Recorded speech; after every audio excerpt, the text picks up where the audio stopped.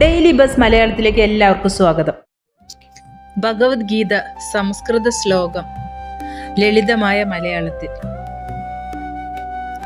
ആത്മാവിന് ജനനമില്ല, മരണമില്ല. ഒരിക്കലും ഉണ്ടായിട്ടില്ലാത്തതും ഇനി ഉണ്ടാകുന്നതുമായ ഒന്നല്ല. ആത്മാവ് അജന്മനും നിത്യവും ശാശ്വതനും പുരാതനനും ആണ്. ശരീരം നശിച്ചാലും ആത്മാവ് നശിക്കുന്നില്ല. നാശമില്ലാത്തതും ജനനമില്ലാത്തതും മാറ്റമില്ലാത്തതുമായ ഈ ആത്മാവിനെ അറിയുന്നവൻ ആരെ കൊല്ലും? ആരാൽ കൊല്ലപ്പെടും? പഴയ വസ്ത്രങ്ങൾ ഉപേക്ഷിച്ച് പുതിയ വസ്ത്രങ്ങൾ ധരിക്കുന്നത് പോലെ ആത്മാവ് പഴയ ശരീരങ്ങൾ വിട്ട് പുതിയ ശരീരങ്ങൾ സ്വീകരിക്കുന്നു. ആത്മാവിനെ ആയുധങ്ങൾ മുറിക്കില്ല, തീ കത്തിക്കില്ല, വെള്ളം നനയ്ക്കില്ല, കാറ്റ് ഉണക്കുകയുമില്ല.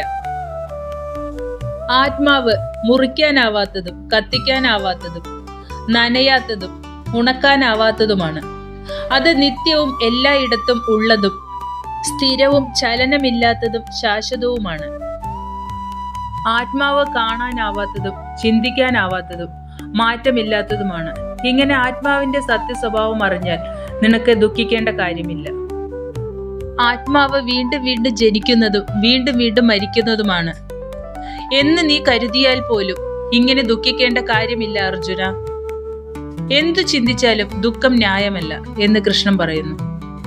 ജനിച്ചവർക്ക് മരണം ഉറപ്പാണ്, മരിച്ചവർക്ക് വീണ്ടും ജനനവും ഉറപ്പാണ്. മാറ്റാനാവാത്ത ഈ സത്യത്തിൽ നീ ദുഃഖിക്കേണ്ടതില്ല. ജനിക്കുന്നതിന് മുമ്പ് ജീവികൾ കാണാനാവാത്തവയാണ്, ജീവിച്ചിരിക്കുമ്പോൾ മാത്രമാണ് കാണുന്നത്.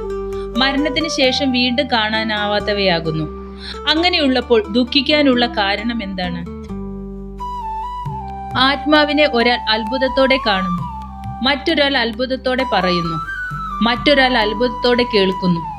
എന്നാലും കേട്ടിട്ടും ആത്മാവിനെ ശരിയായി മനസ്സിലാക്കുന്നവർ വളരെ കുറവാണ്. ഈ ശരീരത്തിനുള്ളിലെ ആത്മാവ് എപ്പോഴും നശിക്കാത്തതാണ്. അതിനാൽ ഏതു ജീവിയെക്കുറിച്ചും നീ ദുഃഖിക്കേണ്ടതില്ല അർജുന. ഇവിടെ ആത്മാവിനെ കുറിച്ചുള്ള കൃഷ്ണന്റെ ഉറച്ച ഉപദേശം പൂർത്തിയാകുന്നു. ഇനി അടുത്ത ഭാഗം ശ്ലോകം 31 മുതൽ. ധർമ്മം ക്ഷത്രിയന്റെ കടമ, യുദ്ധത്തിന്റെ ധാർമ്മികത. ഇതുപോലുള്ള വീഡിയോ നിങ്ങൾക്ക് ഇഷ്ടമാണെങ്കിൽ ലൈക്ക് ചെയ്ത് സബ്സ്ക്രൈബ് ചെയ്ത് സപ്പോർട്ട് ചെയ്യണേ. ജയ് ശ്രീകൃഷ്ണ.